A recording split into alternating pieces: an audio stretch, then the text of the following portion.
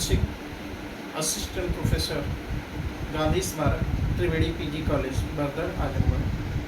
मैं आज UGC, HRDC, AMU द्वारा आयोजित रिफ्रेशर प्रोग्राम में वैश्विक तापन विषय पर अपना टीचिंग प्रेजेंटेशन दे रहा हूँ। सबसे पहले हम लोग देखेंगे वैश्विक तापन क्या है। उसके बाद हम लोग देखेंगे वैश्विक तापन के लिए कौन कौन से कारण उत्तरदायी हैं। पुनः हम लोग देखेंगे वैश्विक तापन का क्या प्रभाव पड़ रहा है। फिर हम लोग देखेंगे वैश्विक तापन के निराकरण के लिए वैश्विक और भारतीय कौन कौन से प्रयास किए जा रहे हैं। तो जब वैश्विक तापन की संकल्पना को देखा जाएगा तो हम कह सकते हैं कि वैश्विक रूप से समग्र पृथ्वी के औसत तापमान में वृद्धि का होना ही वैश्विक तापन है। इसको हम दूसरे शब्दों में कह सकते हैं कि ग्रीन हाउस गैसेस के अधिकता के कारण वैश्विक रूप से जो तापमान बढ़ रहा है वही वैश्विक तापन है। चूँकि वायुमंडल में कुछ ग्रीन हाउस गैसें पाई जा रही है जिसका कारण कहीं न कहीं प्राकृतिक और मानवीय है, और इन गैसों का जो नेचर होता है, सूर्य से आने वाली जो शॉर्ट वेवलेंथ होती है, लघु तरंगदैर्घ्य होती है, इसके लिए तो ये पारदर्शी होती है।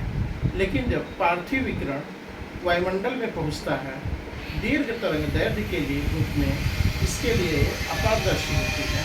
और ये ग्रीन हाउस गैसेस वायुमंडल में ब्लैंकेट इफेक्ट को जन्म देती हैं, जिससे वायुमंडल से पार्थिव विकिरण टकराकर पुनः धरातल पर आ जाता है और समग्र पृथ्वी का तापमान बढ़ने लगता है।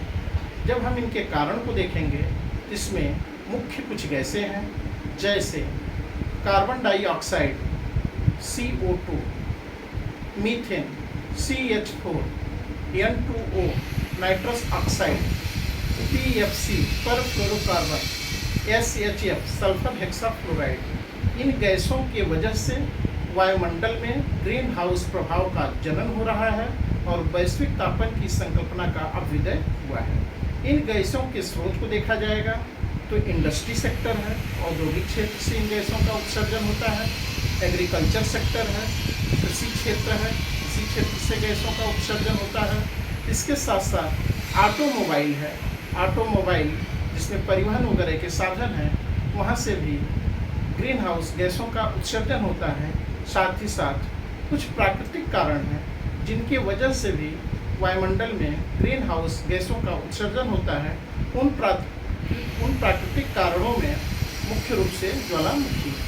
पुनः हम लोग देखेंगे कि ग्लोबल वार्मिंग की वजह से क्या प्रभाव पड़ रहा है, या ग्लोबल वार्मिंग का एक ग्लोबल इम्पैक्ट क्या है।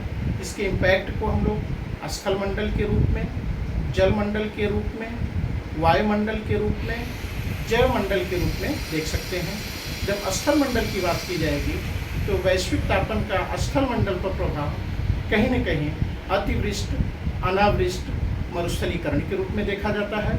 साथ ही साथ स्थलमंडल पर जो जैव विविधता है, इनका विलोपन भी हो रहा है। स्थलमंडल पर जो प्राकृतिक आवास हैं, यह भी कहीं न कहीं विनष्ट हो रहे हैं। वायुमंडल पर जब ग्लोबल वार्मिंग के प्रभाव को देखा जाएगा तो क्लाइमेट चेंज के रूप में देखा जा रहा है, और क्लाइमेट चेंज एक वैश्विक समस्या हो गई है, जिसके वजह से चक्रवातों की बारंबारता में वृद्धि हो रही है। साथ ही साथ चक्रवातों की बारंबारता में वृद्धि होने के कारण और अन्य कारणों की वजह से क्लाउड बर्स्ट की समस्या का भी अभ्युदय हुआ है, जिसको हम लोग सामान्य तरीके से बादल के फटने के रूप में जानते हैं, या बादल का फटना कहते हैं। पुनः हम लोग इसके जलमंडल पर प्रभाव को देखेंगे तो जलमंडल पर जलीय तापमान में वृद्धि हो रही है। ग्लेशियर के पिघलने की वजह से जल का तल बढ़ रहा है, और साथ ही साथ जलीय लवणता बढ़ रही है, जिससे जलीय जीवन प्रभावित हो रहा है और प्रवालों का विरंजन भी हो रहा है। इन सब के साथ वैश्विक तापन का प्रभाव जैवमंडल पर भी है, और जैवमंडल पर खास तौर से ह्यूमन बीइंग के साथ साथ पादप संगठन या plant organisation, animal kingdom, microorganism समग्र पर वैश्विक तापन का प्रभाव पड़ रहा है।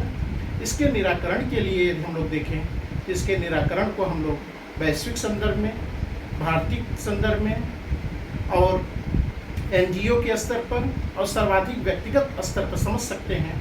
वैश्विक में 1972 का स्टॉकहोम सम्मेलन, 1992 का पृथ्वी रियो सम्मेलन, जिसमें एजेंडा 21 और क्योटो प्रोटोकॉल की बात की गई थी। पुनः विविध COP कोप ऑर्गेनाइजेशन सम्मेलन जैसे न्यूयॉर्क, पेरिस, बाली में आयोजित किए जा रहे हैं, इनका योगदान है। इसके साथ ही साथ भारतीय स्तर पर वानिकीकरण, नीट एंड क्लीन एनर्जी को वरीयता देने की बात, सामाजिक वानिकी जैसे संकल्पना के माध्यम से वैश्विक तापन को कम करने का प्रयास किया जा रहा है। एनजीओ के स्तर पर ग्रीन पीस जैसी वैश्विक एनजीओ है जो ग्लोबल वार्मिंग पर्यावरण को सुधार करने के लिए निरंतर प्रयास कर रही हैं। सर्वाधिक महत्वपूर्ण व्यक्तिगत प्रयास होता है जिसमें हम ग्रीन टेक्नोलॉजी को बढ़ावा दें, अपने बिहेवियर में परिवर्तन लाएं, विलासितापूर्ण जीवन से थोड़ा हटें और कहीं न कहीं एनवायरनमेंट फ्रेंडली अप्रोच को वरीयता दें।